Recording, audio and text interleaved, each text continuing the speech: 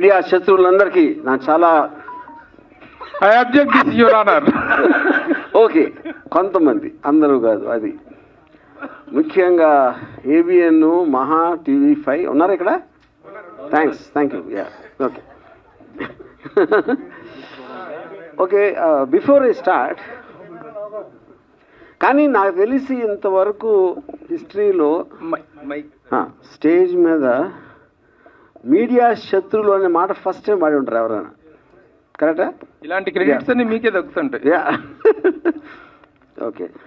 So నాకు అంటే ఇప్పుడు రకరకాల వేరే వేరే ఛానల్స్లో వేరే వేరే బిట్స్ ప్రోగ్రామ్స్లో వేరే వేరే న్యూస్ ఉన్నాయి కాబట్టి వచ్చినాయి కాబట్టి నాకు ఒక్కసారి ఆ టైం లైను ఈవెంట్స్ అనేది ఒక ఆర్డర్లో చెప్తే దాని తర్వాత నేను చెప్పేదానికి మీరు అడిగిన దానికి ఒక సెంబ్లెన్స్ ఉంటుందని అవును. ఇప్పుడు ఫస్ట్ నేను ఎప్పుడో ఒక సంవత్సరం క్రితం ఒక ట్వీట్ పెట్టాను, 1, 2, 3 ఏదో సంథింగ్. ఇప్పుడు నేను రోజుకు 10 ట్వీట్లు పెడతాను, 10, 15, కొన్ని రోజులు ఇంకా ఎక్కువ. అంటే ఈ సంవత్సర కాలంలో కొన్ని వేలు పెట్టి ఉంటాను ఆ లెక్కన. ఆ వేలల్లో ఎప్పుడు ఏం పెట్టాను, ఏ సందర్భంలో పెట్టినా ఎవరికి గుర్తుండటానికి ఛాన్స్ లేదు. అందుకని ఐ హ్యావ్ నో నాలెడ్జ్. అది ఇప్పుడు రెండో పాయింట్, దాని మూలాన ఒకరి మనసు మనోభావాలు దెబ్బతిన్నాయి. దానిపైన కంప్లైంట్ పెట్టడం జరిగింది. ఇప్పుడు ఇక్కడ ఒక పాయింట్ ఏంటంటే, సంవత్సరం తర్వాత ఎందుకు లేచారు సడన్గా నిద్ర అంటే, ఓకే పాసిబుల్, నిజంగా చూసి ఉండకపోవచ్చు, తను హర్ట్ అయ్యాడు, ఓకే. దానికి సంబంధించి అది అయిపోయింది, దాని మూలాన ఏమీ జరగలేదు.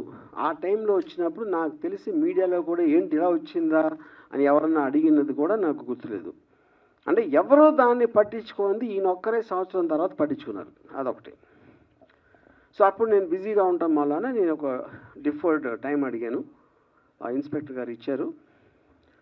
మళ్ళీ ఆ టైం వచ్చేసరికి ఇంకో విషయం ఏం జరిగిందంటే, 4-5 చోట్ల వేరే వేరే వాళ్ళు వేరే వేరే డిస్ట్రిక్ట్లో అదే కేసు పెట్టారు, సేమ్ థింగ్. సంవత్సరం తర్వాత 4-5 ఒకేసారి మేల్కొనడం ఏంటనేది ఆబ్వియస్గా ఒక సస్పిషియస్ నేచర్ అనిపించింది.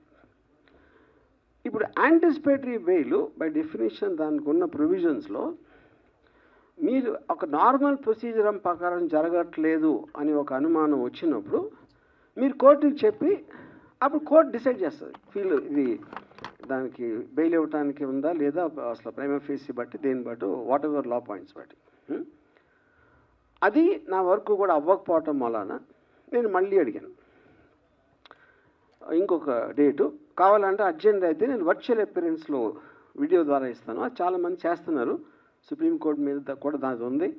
Prime Minister Narendra Modi also he supported that for quick and efficient service and justice and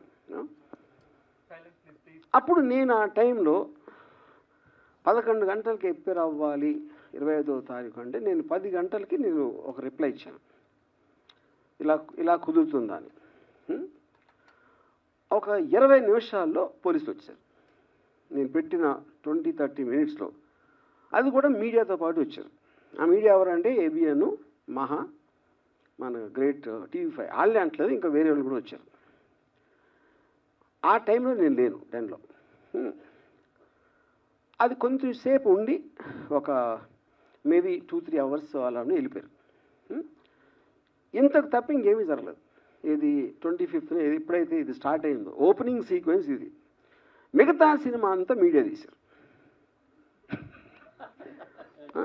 నన్ను సెంట్రల్ క్యారెక్టర్ పెట్టి వాళ్ళు స్క్రిప్ట్ రాసేసి ఏంటి దాంట్లో కొన్ని కీలక సన్నివేశాలు RGB గోడ దూకి పారిపోయాడు, మంచం కింద దాక్కున్నాడు, లేకపోతే కోయంబత్తూరులో ఉన్నాడు, కేరళలో ఉన్నాడు, ఎక్కడ ఉన్నాడు, అక్కడ ఉన్నాడు. 6 టీములు గాలిస్తున్నాయి, జల్లెడ పడుతున్నాయి, ఎనిమిది హెడ్డింగ్స్.